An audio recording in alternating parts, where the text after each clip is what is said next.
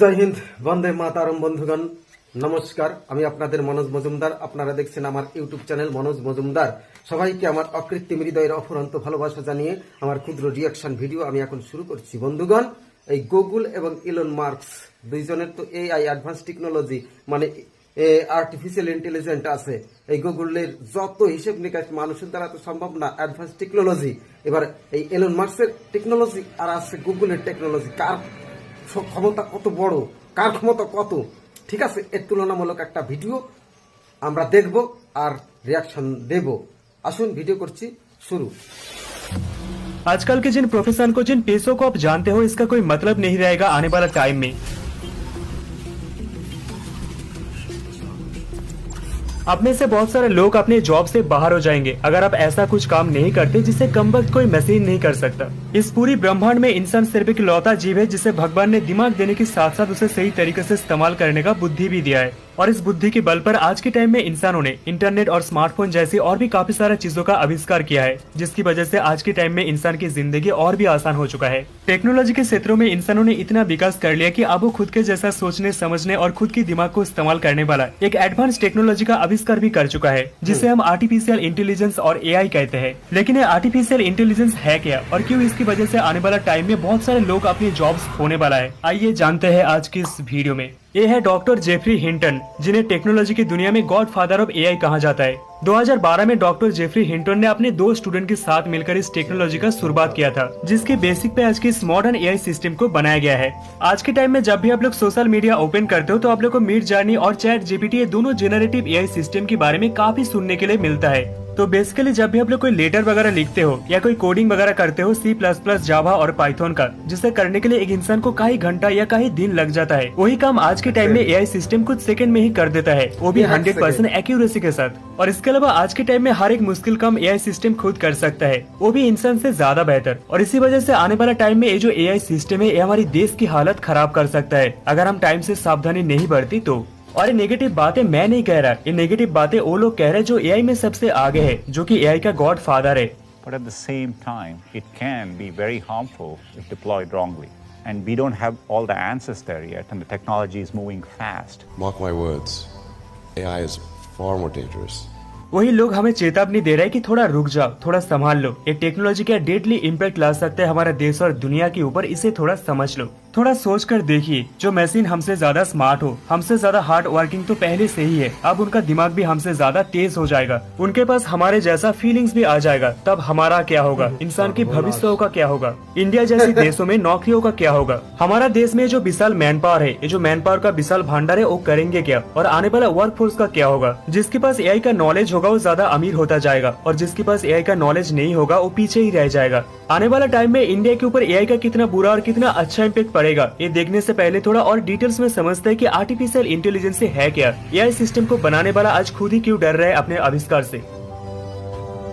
मई के महीने में उसे godfather of AI doctor Hinton ने गूगल से इस्तीफा दे दिया है। ये वही कंपनी है जहां पिछले 10 सालों से एआई के ऊपर ही काम कर रहे थे, लेकिन फाइनली अब वो खुले दौर से एआई के खतरों के बारे में पूरी दुनिया को बता पा रहे हैं। एआई का कितना बड़ा इम्पैक्ट आने वाला है हमारी इस पूरी दुनिया पर, वो आप इस बातों से अंदाजा लगा लीजिए कि जो एआई का गॉडफादर है उनको खुद ही गम है कि उन्होंने इस टेक्नोलॉजी को बनाया और इस टेक्नोलॉजी पर काम किया था, लेकिन वो कहते हैं कि वो अपने आप को इस बातों से दिलासा देता है कि वो नहीं तो कोई और इस टेक्नोलॉजी को बना देता, क्योंकि already AI पैरालीगल्स, personal assistant, translator और कॉल सेंटर जैसे लो लेवल नौकरियों को खा रहा है, और कल और भी ज्यादा कॉम्प्लिकेटेड जॉब्स, एनालाइजर, ट्रेडर और प्रोग्रामर का नौकरी भी खा जाएगा। और आने वाला काल में एआई इंसान के लिए सबसे बड़ा खतरा भी बन जाएगा अगर हम इसे और इसकी शक्तियों को अंडर एस्टिमेट किया और इसे ठीक से कंट्रोल नहीं किया तो। 21st सेंचुरी में मशीन के पास वो सारी खूबियां है जो कि इंसान के पास हुआ करती थी, इनपुट, प्रोसेस और आउटपुट। आज के टाइम में कॉम्प्लेक्स मशीन डॉक्टर को ऑपरेशन थिएटर में मदद भी करता है। मशीन और इंसान के बीच में सिर्फ एक ही डिफरेंस रह गया था, वो है सोचने और समझने का शक्ति। लेकिन अब उस डिफरेंस को भी मिटा रहा है एआई, क्योंकि अब इनपुट के बिना भी एक कंप्यूटर खुद से सोच सकता है, अपने जरूरत के हिसाब से अपने आसपास के एनवायरनमेंट से इंफॉर्मेशन उठा सकता है और फिर अपने आप को ही सिखा सकता है, खुद को ट्रेन कर सकता है, बिल्कुल भी इंसान की तरह। मशीन लर्निंग वो प्रोसेस है जिसमें मशीन खुद ब खुद अपने आप को ही सिखा लेती है।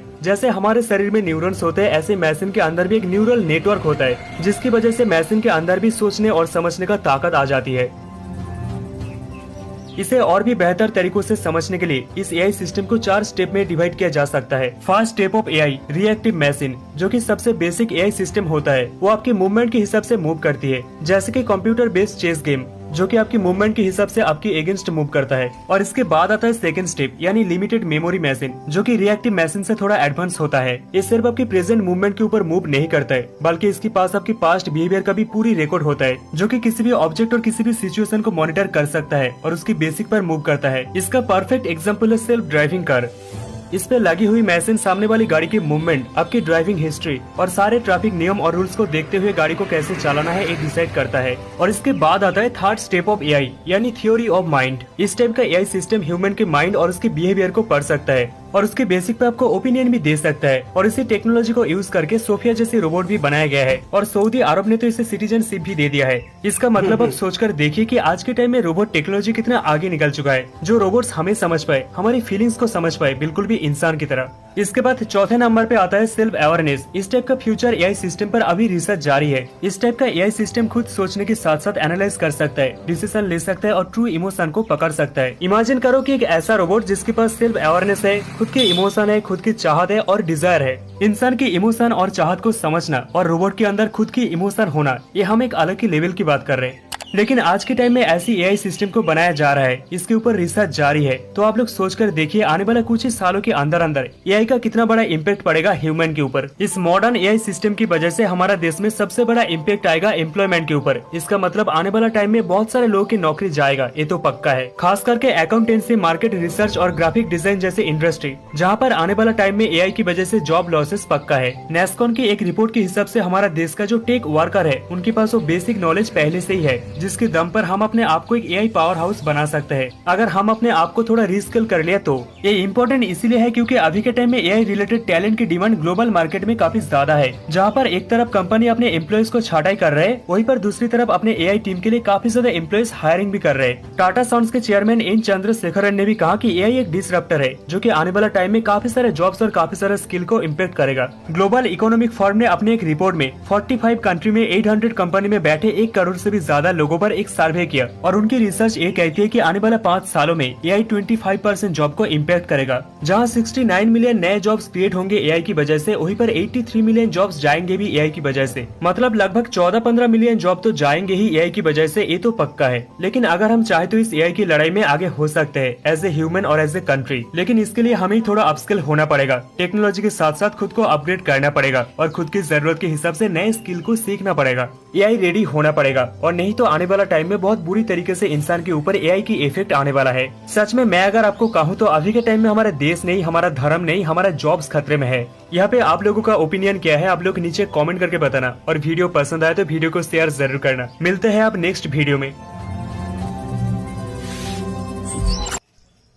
বন্ধুগণ, শেষ হলো ভিডিও। আমরা দেখলাম আর্টিফিশিয়াল ইন্টেলিজেন্ট অ্যাডভান্স টেকনোলজির ভিডিও।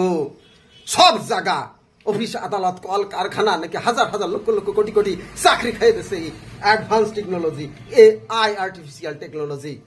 আমাদের ভারতের এআই অ্যাডভান্স টেকনোলজি কত ক্ষমতা, পরের ভিডিও আমি দেখানোর চেষ্টা করব। এই যে গুগলের যত কাজ, অফিসের কত কাজ, এত হিসেব নিকেশ গুগল কামবাই রাখে আর্টিফিশিয়াল ইন্টেলিজেন্ট।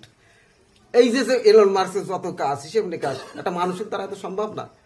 মানুষ, ওটা হচ্ছে অ্যাডভান্স আর্টিফিশিয়াল ইন্টেলিজেন্ট, মানে মানুষের দিমাগ, ওটাও অ্যাডভান্স টেকনোলজির দ্বারা আবিষ্কার দিমাগ।